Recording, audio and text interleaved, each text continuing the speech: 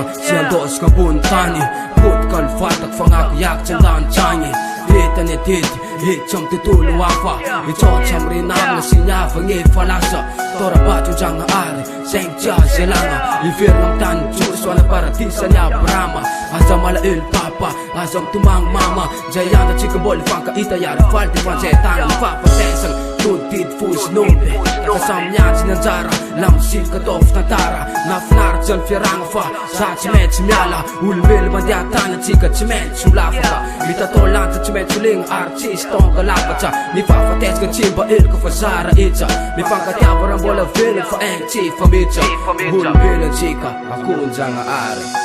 Hura chipo pizza Si fancha niya mareng Piva inang don tan Atit si Mets Fideng Minanarama ita fan fat chika ita Miununga fa anjayan dan chika bol fa ka ita Hura chipo pizza Si fancha niya mareng Piva inang don tan Atit si Mets Fideng Minanarama ita fan fat chika ita Miununga fa anjayan dan chika bol fa ka ita Miununga fa Son lat sa senjara Asa mala ulfa Bola misin tatara Piga ilmantal tim serang fa chado fantani Full tangan janga ardul bil kasi tiyan yalani Full fiana ka fianga Papapapan tumangi Marang chapal fata kuchinin Pawe matimarni Suwa toli finang bul Faracha tolu sa miantung Charal firang na ulch Fancha tonga na ngantung Tututun tumangi Napairan fiana ka fiago Asam sus kalain Asam isko asam rachi Umangtin fula Agin tu laf chun fati Hapat sa faran sisa Fanga di fira mi fanga cha Fan fangaku fa pela tangan cha Kili sisa dia tum ka fit sarangan na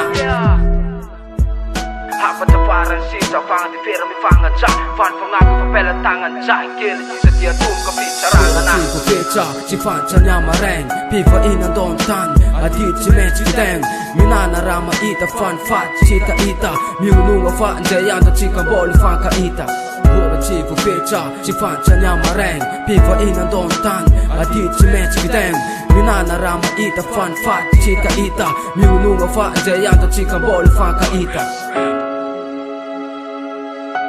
Minanarama ita fan fat chita ita Miununga fa anjayan da chika boli fa ka ita